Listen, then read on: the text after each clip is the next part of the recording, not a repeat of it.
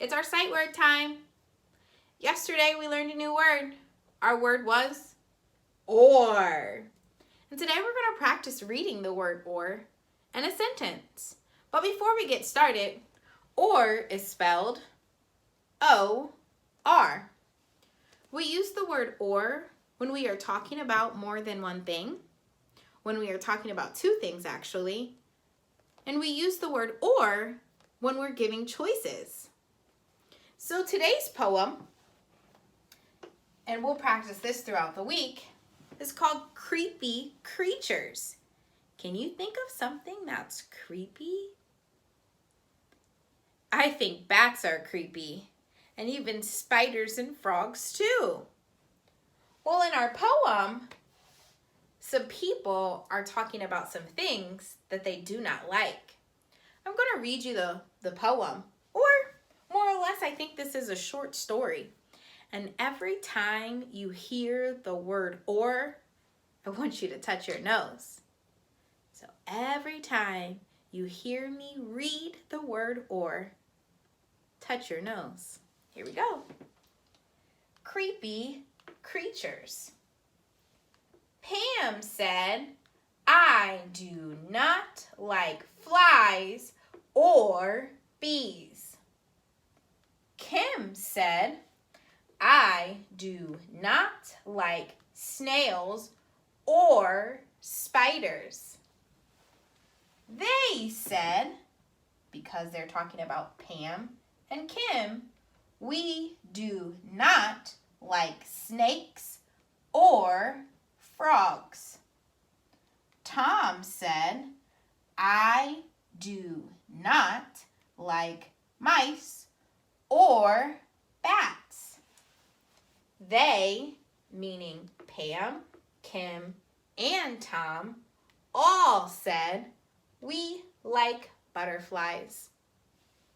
So butterflies are not so creepy.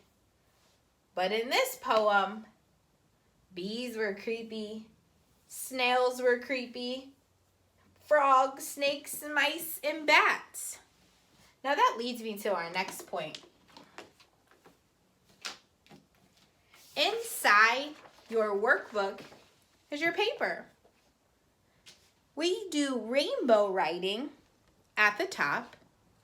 You can trace over the word or, but you're going to use the rest of your sentences or the rest of your lines to write a sentence. So, listening to how the word or was read in our poem, I want you to come up with how you can write or on your paper. So instead of talking about creepy creatures, I'm going to talk about some pretty, beautiful, nice creatures in my sentence. And I'm going to think about writing about tigers and lions. So I'm going to ask the question, do you want a tiger or a lion? I definitely don't want mice or bats. So I thought of something that would be cooler than that.